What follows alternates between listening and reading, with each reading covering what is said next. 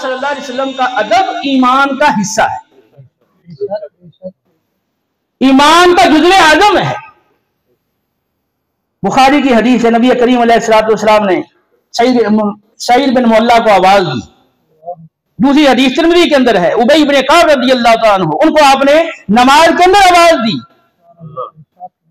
اب انہوں نے نماز کو مختصر کیا، حاضر خدمت ہوئے، فرمایا کہ کیا تم نے اللہ کا قرآن نہیں پڑھا؟ جب انہوں نے عذر پیش کیا کہ یا رسول اللہ ہم تو نماز پڑھ رہے اس لیے فوری طور پہ حاضر نہیں ہو سکے، میں تمہیں اللہ کا قرآن نہیں پڑھا؟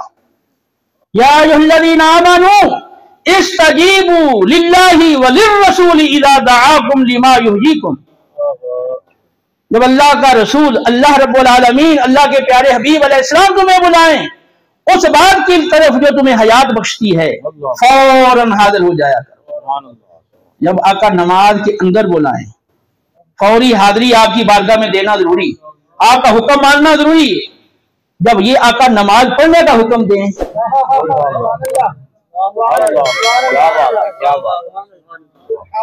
لوگ محبت کی بڑی باتیں کرتے ہیں، سیدھی بات ہے، اس میں کوئی شک و شبہ نہیں، محبت ہے تو مال سے ہے، نبی سے محبت صرف زبان کی نوک تک، ہاں الا یہ کہ جو واقعی نبی کے مشن کے لیے وہ قربانی دیتا ہے اور دین کی حالت دیکھ کر وہ افسردہ ہوتا ہے، اس کا دل غم کھاتا ہے اور اس کی آنکھیں آنسو بہاتی ہیں کہ مسلمانوں کی کیا حالت ہے۔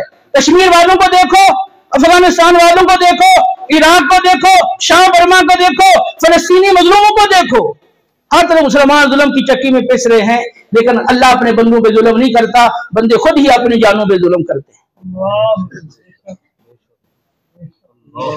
ہم نے کوئی دینی شعور پیدا کرنے کے لیے باقاعدہ اس کا کوئی اہتمام ہی نہیں کیا۔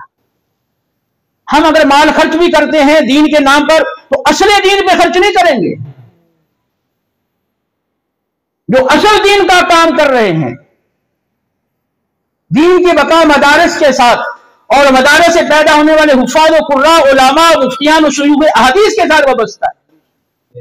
لیکن آپ میں سے ہر ایک شخص دیکھ لے کہ وہ اپنے شادی بیاہوں کے ناجائز اور فضول رسوم و رواج میں اپنا مال کتنا خرچ کرتا ہے، فضول خرچی اور اسراف میں اپنا مال کتنا بہاتا ہے، اور زیب و زینت میں کتنا مال خرچ کرتا ہے، اور نبی کریم علیہ السلام کے اصل دین کی ترویج اور ارشاد کے لیے اور اس کی ترویج کے کتنا مال خرچ کرتا ہے۔ آپ سے پوچھ لیں، جب رب کی بارگاہ میں حاضری ہوگی رسول اللہ صلی اللہ علیہ وسلم کے سامنے، جب آپ سے پوچھا جائے گا کہ آپ نے دین کے لیے کیا قربانی دی؟ ان اللہ اشترى من المؤمنین انفسهم واموالهم بان لهم الجنہ، بے شک اللہ نے مومنین کی جانیں اور مال جنت کے بدلے خرید فرما دی۔ جب آپ سودا کر چکے ہیں ایمان لا کر اپنے رب سے کہ اے اللہ اب ہماری جان بھی ہمارا مال بھی جنت کے بدلے تیری راہ میں تیرے دین کے غلبے کے لیے صرف ہوگا، آپ نے کتنی جان اپنی دین کے راہ میں لگائی؟ تھوڑی سی نماز کی مشقت وہ گوارا نہیں، دین سیکھنا یہ گوارا نہیں۔ ہم مجھے بتائیں کہ ہم محبت کے کس مقام پر کھڑے؟ میں پورے دعوے سے یہ بات کہتا ہوں کہ اگر یہ حکومت وقت اعلان کر دے کہ جو باجماعت نماز پڑھے گا، ہر باجماعت نماز پڑھنے پر 1000 روپیہ، اور روزانہ 5 نمازیں باجماعت پڑھنے پر 5000 روپے دیے جائیں گے، بتائیں کوئی بے نمازی رہ جائے گا؟ لیکن نبی کی محبت نے تو نمازی نہیں بنایا۔ نبی کریم علیہ السلام نے تو نماز پڑھنے پر بڑے بڑے انعامات کی خوشخبریاں دی اور نہ پڑھنے پر بڑے بڑے عذابات سے ڈرایا ہے، لیکن اس کا تو کوئی اثر نہیں ہوا۔ پھر آپ بتائیں کہ آپ نبی کریم علیہ السلام کا کتنا ادب کر رہے ہیں اور کتنی آپ کو اپنے نبی سے محبت ہے کہ مال کی خاطر تو آپ اپنے گھر بار چھوڑنے کے لیے تیار ہو، مال کی خاطر لوگ بیرون ملک جانے کے لیے بے قرار ہیں کہ کہیں ویزا مل جائے کسی طرح سے، لیکن نبی کے دین کی خاطر، نبی کے حکم کی تعمیل کی خاطر، نبی کے ادب کی خاطر اپنا گھر چھوڑ کے مسجد آنے کے لیے اور نماز پڑھنے کے لیے باجماعت تیار نہیں۔ ہاں مجھے بتائیں کہ پھر ہم کس طرح فلاح پائیں گے کہ یہ ساری چیزیں تو ہمارے سامنے ہیں، لیکن ہمارا جو قرآن و سنت کے ساتھ جو رویہ ہے وہ انتہائی ناگفتہ بے ہے کہ ہم दुनियावी उलूम व फनून के लिए तो दिन रात एक कर देते हैं, उसके लिए तो इंतहा दर्जे की एड़ी चोटी का जोर लगाते हैं, या कुरान और सुन्नत सीखने के लिए कोई तैयार नहीं। हालांकि आज मीडिया का दौर है, तो आप मीडिया के जरिए कुरान और सुन्नत भी बआसानी अपने घर में बैठे सीख सकते हैं। कोई जिस जुबान में चाहे और जिस आलम दीन का बयान सुनना चाहे उसको मुयस्सर आ सकता है, लेकिन ये ज़हन ही नहीं है।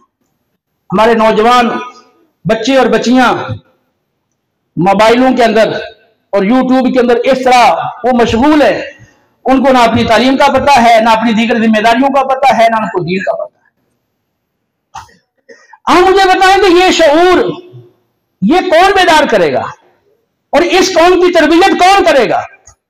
हमने जो माहौल इख्तियार कर लिया और हमें जिस तरह की तकरीरें अच्छी लगती हैं और जिस तरह के प्रोग्राम हमें भाते हैं, तो ये इसमें तो कोई तरबियत की सूरत नहीं बन सकती। अल्लाह के बंदो, ये जो महाफिल हैं ये इल्म दीन सीखने का और सिखाने का बेहतरीन जरिया है, लेकिन हम बाकी सारे काम करते हैं लेकिन दीन सीखने सिखाने वाला काम नहीं करते।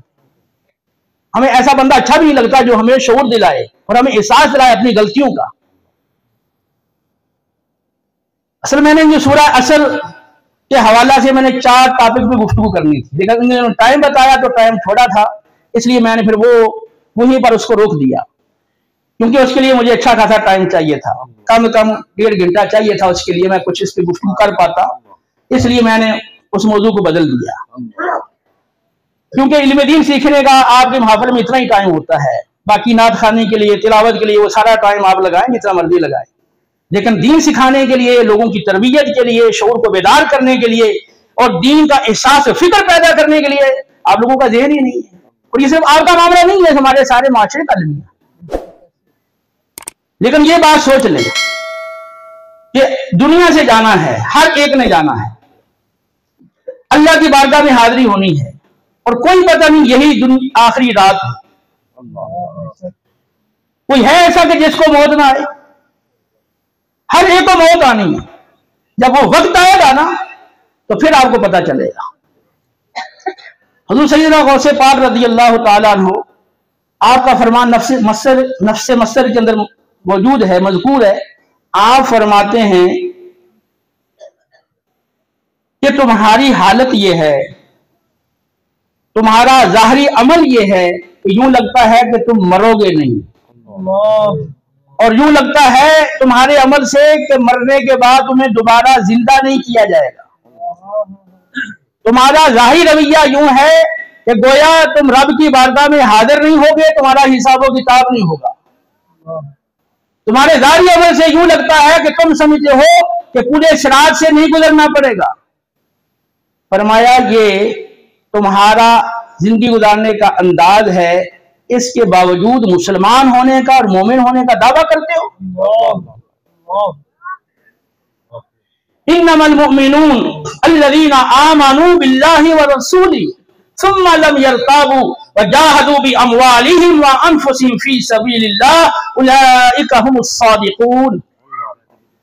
सूरह हुजरात में फरमाया कि मोमिन सिर्फ वही हैं, मोमिन दर हकीकत वो हैं जो अल्लाह और उसके रसूल पर ईमान लाए, फिर किसी शक को शुबा में नहीं पड़े, उन्होंने अपनी जानें भी दीन की राह में लगा दी, उन्हें अपने माल भी अल्लाह की राह में लगा दिए, और यही लोग दावा ईमान में सच्चे हैं।